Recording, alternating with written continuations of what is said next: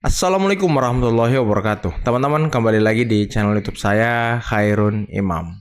Nah, ini ada video yang sangat luar biasa untuk kita simak bersama-sama, di mana Presiden Prabowo Subianto ternyata memberikan aplaus dan apresiasi kepada Mas Gibran Rakabuming Raka atas usulan beliau dalam dunia pendidikan, teman-teman. Tapi tidak hanya Pak Prabowo, ternyata anggota Komisi 10 DPR RI juga memberikan aplaus kepada Mas Gibran atas usulannya yang sangat aspiratif, dan beliau betul-betul mendengarkan apa yang dikeluhkan oleh masyarakat selama ini, teman-teman. Tentunya masih dalam hal dunia pendidikan, teman-teman ya. Dan inilah Wapres yang kita harapkan bisa bekerja dengan baik dan sangat menerima aspirasi masyarakat, kemudian menindaklanjutinya, teman-teman. Oke, sebelum kita masuk ke videonya, jangan lupa like, subscribe, dan share videonya. Dan tanpa perlu berlama-lama lagi, mari kita mulai videonya berikut ini. Pada waktu rakor dengan para kepala dinas pendidikan, itu saya sampaikan secara tegas ke Pak Menteri Pendidikan, Pak, ini zonasi harus dihilangkan. Pak, penting sekali untuk mengajarkan anak-anak kita dari muda, pentingnya coding, pentingnya belajar programming, pentingnya belajar digital marketing, karena sekarang kita tidak boleh ketinggalan dari negara-negara lain. Dan ya, sekarang era teknologi ya kan. Ini nanti yang bisa mengikuti itu anak-anak muda. Jadi jangan sampai ketinggalan. Kemarin juga kita kedatangan tamu, bosnya Nvidia. Itu nanti dia akan berinvestasi di beberapa kota. Salah satunya di Solo. Dia buat sekolah AI. Nah, ini kalau sudah ada kesempatan seperti ini, harusnya anak-anak muda bisa mengisi. Jadi jangan sampai dari pemerintah sudah mendorong, tapi anak-anak mudanya tidak mengikuti. Melempem. Selamat malam Mbak Agita, Prof. Cecep, Mas Bombong. Oke, saya awali ke DPR terlebih dahulu, Bu Hetifah. Ketika Wapres ini sudah meminta Mendikdasmen, Prof. Abdul Muti, untuk menghapus sistem zonasi dalam PPDB, apa sebenarnya alasannya, Bu? Saya kebetulan juga hadir ya waktu rakor dengan Dinas Pendidikan se-Indonesia, dia juga Mendikdasmen, Prof. Muti dan Mas Wapres ya, Mas Gibran, itu memang secara tegas nampak sekali ya komitmennya ingin mendorong pendidikan yang lebih merata dan berkualitas. Nah, dan beliau sebagai mantan wali kota memiliki pengalaman tersendiri tentang bagaimana sistem pendidikan di daerah-daerah. Nah, kebetulan kan hadir kepala-kepala dinas dari seluruh daerah ya di Indonesia. Nah, salah satu topik terkait dengan PPDB ini. Kalau yang saya tangkap gitu ya, justru beliau ini sebagai Wapres itu sangat aspiratif gitu. Menangkap bahwa masih ada keluhan-keluhan, masih ada mungkin harapan yang belum terpenuhi di dalam implementasi sistem penerimaan siswa baru ini. Nah, karena disebut ini tadi ya sistem zonasi, yang walaupun kalau kita pelajari kembali dari tahun 2017 sampai ke 2023 yang lalu, sebetulnya sistem zonasi yang namanya sama itu memang berbeda di dalam penerapannya ya, maksudnya berapa persen dari siswa yang betul-betul diterima karena kedekatan jarak, tapi juga ada prosentase bagi mereka yang memang berbasis prestasi dan juga afirmasi termasuk bagi kaum disabilitas. Nah, jadi yang saya tangkap gitu ya, justru pemerintah ini serius gitu. Jadi saya senang ya dengan komitmen tegas beliau, dan ini menjadi diskursus gitu. Saya juga senang bahwa media seperti TV One ini ingin mendiskusikan gitu apa keuntungan dan kerugian jika zonasi ya dihapus sepenuhnya.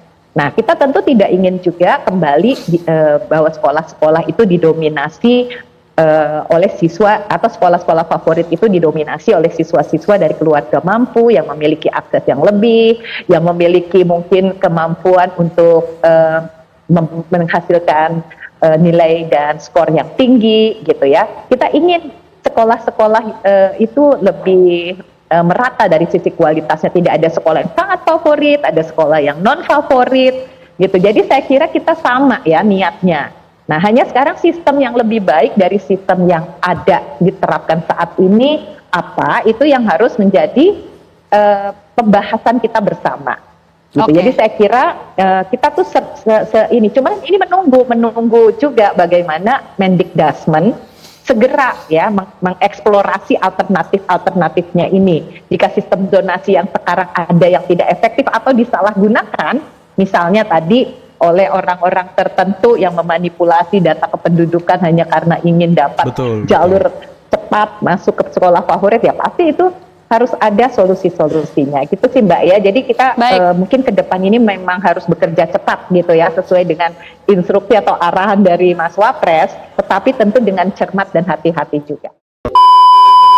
Kami sampaikan bahwa tadi baru saja saya diterima oleh Bapak Presiden. Kami menyampaikan beberapa hal yang berkait dengan kebijakan Kementerian Pendidikan Dasar dan Menengah, dan juga beberapa kegiatan yang kami akan laksanakan dalam waktu dekat. Yang pertama, kami akan menyelenggarakan puncak peringatan Hari Guru Nasional 2024 yang insya Allah diselenggarakan tanggal 28 November jam 3 sampai jam 5 di Velodrome Rawamangun. Dan kami tadi menyampaikan kesediaan Bapak Presiden untuk dapat membuka dan memberikan pengarahan dalam acara Puncak Hari Guru Nasional 2024 dengan tema Guru Hebat Indonesia Kuat. Yang dalam acara tersebut nanti akan disampaikan peningkatan kesejahteraan guru non-ASN sebesar 2 juta rupiah dan peningkatan untuk gaji guru ASN sebesar gaji pokok yang mereka miliki. Wow, gede banget ya. Akan disampaikan pada saat puncak peringatan Hari Guru. Kemudian yang kedua, kami menyampaikan terkait dengan beberapa yang menjadi kebijakan kami untuk pembelajaran coding sebagai ekstrakurikuler, sebagai kurikulum atau mata pelajaran pilihan di sekolah. Yang dimulai dari sekolah dasar, mungkin nanti kita akan kaji apakah mulai dari kelas 4 atau seterusnya, dan itu bisa kita selenggarakan sebagai bagian dari materi pelajaran pilihan di sekolah. Dan Pak Presiden sangat mendukung untuk pembelajaran coding di sekolah. Wah, ini usulan Mas Gibran nih. Kemudian yang ketiga, ini yang mungkin sangat ditunggu oleh teman-teman wartawan terkait dengan PPDB zonasi. Tadi kami bahas secara khusus dengan Bapak Presiden. Kami menyampaikan hasil-hasil kajian yang sudah kami lakukan dengan para kepala dinas pendidikan di seluruh Indonesia beberapa waktu yang lalu, dan juga kajian para pakar dan juga audiensi kami dengan beberapa stakeholder penyelenggara pendidikan. Nah, intinya terkait dengan PPDB, Pak Presiden meminta atau menugaskan kami untuk memperdalam kembali kajian pelaksanaannya, dan nanti keputusan terkait dengan pelaksanaan PPDB akan dibahas secara khusus dalam sidang kabinet. Jadi sekarang kami masih memperdalam kembali kajian tentang PPDB zonasi, dan nanti hasilnya akan kami sampaikan kepada Bapak Presiden dan keputusannya akan ditetapkan dalam sidang kabinet. Saya langsung ke Pak Dirgantara. Tadi disebutkan Bu Hetifah kata. Bentar teman-teman, sebelum kita lanjut ya, memang sih PPDB zonasi ini apa ya, banyak dikeluhkan masyarakat loh. Ada yang rumahnya di belakang sekolah tapi tidak masuk dalam zonasi, ada yang rumahnya 200 meter tidak masuk zonasi, ada yang berprestasi tapi rumahnya agak jauh tidak bisa masuk ke sekolah itu, ada yang sampai rela-rela pindah kependudukan, pindah kakak demi bisa masuk ke sekolah itu.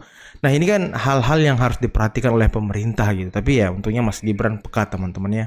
artinya sebenarnya masih banyak keluhan-keluhan. Realitanya seperti apa, Pak Dirgantara? Baik, terima kasih. Memang seperti yang disampaikan oleh Bu Etifah, pandangan saya dari hasil studi tentang zonasi di Indonesia, rasanya kita penting melihat beberapa penguatan-penguatan gitu ya, bicara tentang sistem zonasi ini. Kami di BPK Teaching yang tersebar di 19 di Provinsi seluruh Indonesia, kerap kali kita mengadakan studi-studi. Juga hasilnya itu ternyata salah satunya kita perlu ada penguatan infrastruktur dan fasilitas sekolah gitu ya. Karena faktanya di lapangan sekolah-sekolah negeri ini jauh tertinggal dengan swasta, terutama SMP SMA di daerah-daerah gitu ya. Iya, kita nggak usah bahas tentang daerah 3T gitu ya, ataupun daerah-daerah tertinggal gitu ya. Kita lihat di sini SD ataupun sekolah yang per wilayah gitu ya. Di sini masih cenderung kita secara akses stabilitas ini memang terbelakang. Nah, di sini SD pun banyak karena warisan Orba gitu, ada kita lihat dengan SD Impres. Nah, penyesuaian zonasi dengan data demografis, misalnya menurut kami gitu ya, kita harus pastikan nih jumlah penduduk dengan jumlah sekolah dalam satu wilayah. Jika satu sekolah itu tidak sebanding dengan jumlah sekolah, maka pemerintah berhak nih mengatur jangkauan zonasi di sekolah lain. Untuk itu, hemat saya memang ketika Pak Wapres ya, Mas Wapres, Mas Gibran sampaikan bahwa hilangkan sistem zonasi, tentunya banyak sekali para orang tua, para pendidik di daerah-daerah terutama yang bersorak-sorai atas hal tersebut. Padahal kalau bisa kita lihat juga ada beberapa macam kajian ya di OECD. Kayak kita lihat zonasi ini kan telah dipakai dan memang di negara-negara yang berbasis OECD, bahkan di Eropa, sekarang di Amerika bagian utara ini mulai pakai zonasi. Tapi zonasi seperti apa sih gitu ya? Tadi seperti sudah disampaikan oleh Bunda Hetifah bahwa adanya beberapa tahun lalu zonasi yang sekarang dengan lalu itu sudah berbeda, yes. Dan di sini sebenarnya zonasi itu penting salah satunya untuk menuju kesetaraan akses pendidikan. Ya, jadi ketika kita lihat lebih lanjut gitu ya, Mbak Gita serta Prof Cecep, Bunda Hetifah, perlu adanya sebuah tinjauan khusus. Saya juga sampaikan juga ke Prof Mukti gitu ya, tentang misalnya adanya evaluasi, transparansi, serta monitoring berkala tentang kebijakan saat ini zonasi dan pembenahannya ini dalam penanganannya, sehingga jangan sampai gitu ya, kita tahu ini sudah bertahun-tahun dan TV One saya ternyata ini Bunda Prof Hetifah, Prof Cecep, dari tahun ke tahun pasti ada ketika mau zonasi itu. Nah, salah satunya apa? Terjadi di beberapa kasus gitu ya, bukan berapa, lebih banyak rumahnya di belakang sekolah misalnya contoh, tetapi karena sistemnya yang tadi belum terlalu baik dan tingkat demografi pengukuran, dia tidak masuk ke sekolah yang diharapkan, dan akhirnya dengan dalih kita ingin terhadap suatu sekolah ya, kita ingin pada dasarnya kualitas suatu sekolah itu sama rata. Nah, ini mungkin satu menjadi titik bagian bagaimana kita harus mengevaluasi total sistem zonasi yang ada di negara kita. Nah, teman-teman, itulah tadi soal zonasi yang ditekankan Mas Gibran kepada Menteri Pendidikan Dasar dan Menengah untuk dikaji ulang, untuk dihilangkan, Mbak. Malah karena ya sekolah-sekolah yang unggul itu kan hanya ada di kota-kota kadang, teman-teman, dan orang-orang yang ada di desa yang mungkin punya banyak uang, punya berlebih lah rezekinya, mereka kadang pindah KTP ke kota demi sekolah di kota. Nah, ini kan bukti bahwa memang pemerataan sekolah ini belum, teman-teman, dan untuk melaksanakan zonasi dalam PPDB sepertinya belum terlalu maksimal. Saya juga pernah dapat contoh kasus di kota-kota lah, di Depok, di Jakarta. Jadi dalam satu wilayah itu punya sekolah sedikit dan jumlah penduduk yang ingin sekolah di situ itu terlalu banyak, teman-teman. Bahkan orang kadang saling menggeser untuk bisa sekolah di SD negeri tersebut. Dan ya yang tergeser namanya ya sudah tidak dapat tempat lagi, teman-teman. Ini kan membuktikan bahwa ya zonasi ini belum maksimal gitu dan perlu ditinjau ulang, perlu dikaji ulang agar masyarakat yang memang butuh pendidikan yaitu bisa terakomodasi semuanya. Nah, ini persoalan pendidikan ini memang persoalan paling dasar dan harus segera diselesaikan, teman-teman. Persoalan guru, untung tadi Pak Prabowo sudah berkomitmen akan menaikkan gaji guru honorer, gaji guru ASN. Nah, ini kan biar mereka serius dan betul-betul bersungguh-sungguh dalam mendidik generasi emas Indonesia. Dan juga saya ingat Mas Gibran pernah mengatakan bahwa harus ada undang-undang perlindungan guru. Nah, ini baik agar guru juga tidak semena-mena dilaporkan orang tua, tidak semena-mena dilabrak oleh orang tua. Ini kan penting, teman-teman, untuk kemajuan pendidikan kita.